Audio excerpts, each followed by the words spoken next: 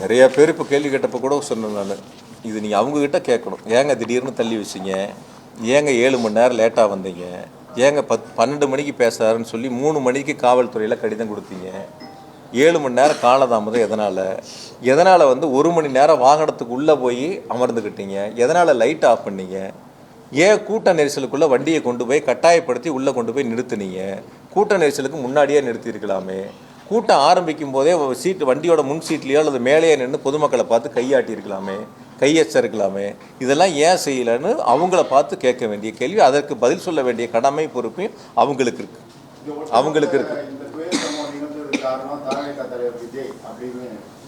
அதை நான் இது அரசியலாக பார்க்கலன்னு நான் ஆரம்பத்திலே உங்களுக்கு சொல்லிட்டேன். யார் தவறு செய்திருந்தாலும் அந்த தவறை யாராக இருந்தாலும் ஒற்றுக்கொள்ள வேண்டியது அவருடைய கடமை பொறுப்பு, யாராக இருந்தாலும் சரி.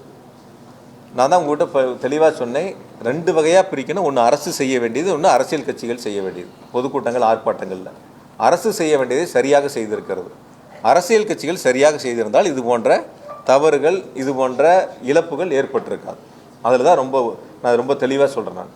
அதனால் இந்த சம்பவங்களை பொறுத்தவரை நான் உங்களை அழைத்ததே பாதிக்கப்பட்டவர்களுக்கு, இறந்தவர்களுக்கு இரங்கலையும் பாதிக்கப்பட்டவர்களுக்கான ஆறுதலையும் சொல்லி, இந்த நிகழ்வில் அதாவது இந்த உடனடி நடவடிக்கை எடுத்த மாண்பு முதலமைச்சர்களுக்கும் துணை முதலமைச்சர்களுக்கும் நன்றி தெரிவிப்பதற்காகத்தான் பத்திரிகையாளர் சந்திப்பு இன்று ஏற்பாடு செய்யப்பட்டன. இருந்தாலும் கூட அரசியல் சார்ந்து நீங்கள் எடுத்த கேள்விகளுக்கு நான் பதில் சொல்லாமல் தவிர்த்துட்டு போனேன்னா வேறு ஏதோ காரணங்கள் இருப்பதை போல சில செய்திகள் தவறுதலாக மீண்டும் மீண்டும் ஒரு தவறான செய்திகள் முன்னெடுக்கப்படும்.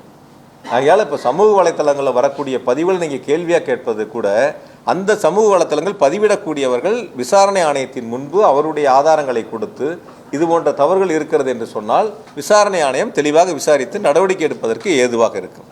அதுக்கு நம்மளும் அவங்களுக்கு சப்போர்ட்டாக இருக்கலாம். என்னெல்லாம் இருக்குது, என்னெல்லாம் பாதிப்புங்கிறது நம்மளும் அவங்களுக்கு துணையாக இருந்து அது போன்ற நிகழ்வு இனி வருங்காலத்தில் வராத அளவிற்கு நாம் பார்த்துக்கொள்ளலாம். ஏன்னா இந்த நிகழ்வு என்பது கரூரில் மட்டும் நடைபெற்ற ஒரு நிகழ்வு அல்ல, தொடர்ந்து நடைபெற்ற நிகழ்வு. நாமக்கல்லாக இருக்கட்டும், திருச்சியாக இருக்கட்டும், அரியலூராக இருக்கட்டும், நாகப்பட்டினம், திருவாரூராக இருக்கட்டும், எல்லா இடங்கள்லையும் இது போல் பாதிக்கப்பட்டு மருத்துவமனையில் அனுமதிக்கப்பட்டிருக்காங்க. அதுதான் நேற்று ஏடிஜிபி சார் ரொம்ப தெளிவாக சொன்னார்.